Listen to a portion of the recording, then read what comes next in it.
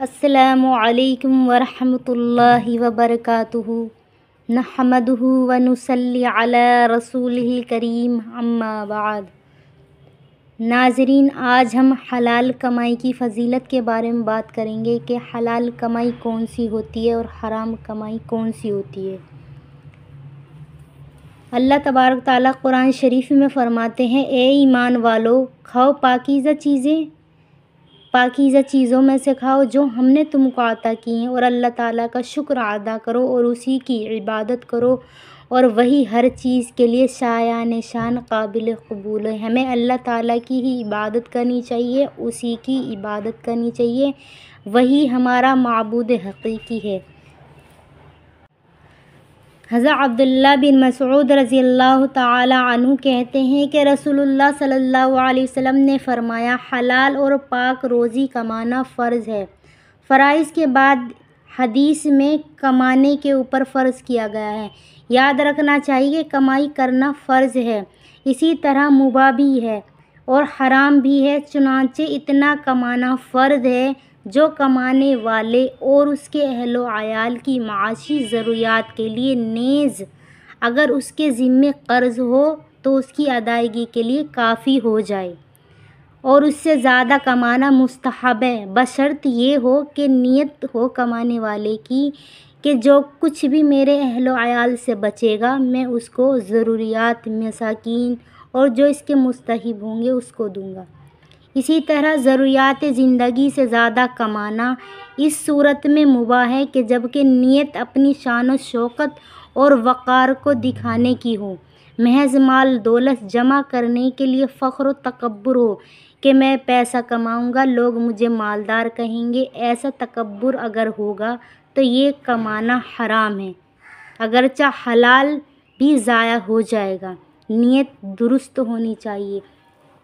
حضرت عائشہ رضی اللہ تعالی عنہ روایت کرتی ہیں کہ رسول اللہ صلی اللہ علیہ وسلم نے ارشاد فرمایا، سب سے پاکیزہ کھانا جو تم کھاتے ہو تمہاری کمائی ہے۔ یہ بخاری شریف میں حدیث ہے۔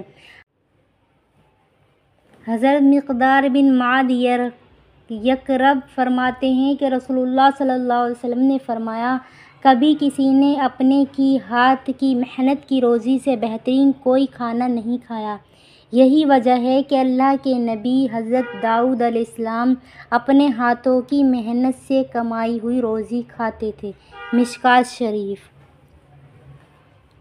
رسول اللہ صلی اللہ علیہ وسلم نے ارشاد فرمایا، بہترین کمائی ان تاجروں کی ہے جو جھوٹ نہیں بولتے ہیں، امانت میں خیانت نہیں کرتے ہیں، وعدہ خلافی نہیں کرتے ہیں، پورا تولتے ہیں، تول کم نہیں کرتے ہیں، بہترین کمائی ان کی ہے۔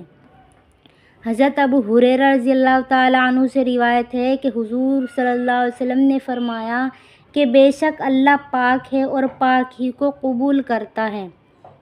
پھر فرمایا، بلا شبہ حلال کھانے کے بارے میں اللہ جل شانہ نے پیغمبروں کو جو حکم فرمایا ہے وہی مومنوں کو حکم فرمایا، چنانچہ پیغمبروں کو خطاب کرتے ہوئے فرمایا، اے لوگو، پاک چیزیں کھاؤ اور نیک کام کرو، اور مومن کو خطاب کرتے ہوئے فرمایا، اے ایمان والو، جو پاک چیزیں ہم نے تم کو دی ہیں ان میں سے کھاؤ۔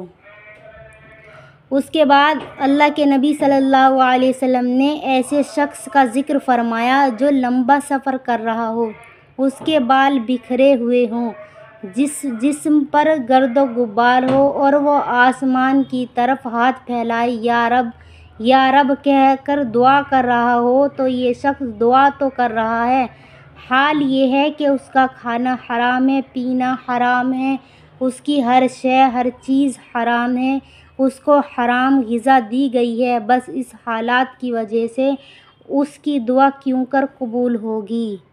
حضرت جابر رضی اللہ تعالیٰ عنہ سے روایت ہے کہ رسول اللہ صلی اللہ علیہ وسلم نے ارشاد فرمایا کہ جنت میں وہ گوشت داخل نہ ہوگا جو حرام سے پلا بڑھا ہو، اور ہر وہ گوشت جو حرام سے پلا بڑھا ہو دوزخ کی آگ اس کی زیادہ مستحق ہے۔ ایک حدیث میں اللہ کے نبی صلی اللہ علیہ وسلم نے ارشاد فرمایا ہے کہ جنت میں وہ جسم داخل نہ ہوگا جس کو حرام غذا دی گئی ہو۔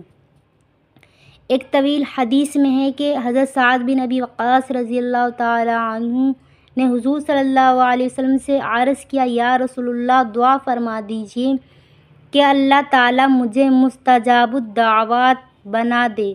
تو حضور صلی اللہ علیہ وسلم نے فرمایا، اے سعد، اپنا کھانا پاک اور حلال بنا لو، مستجاب الدعوات بن جاؤ گے۔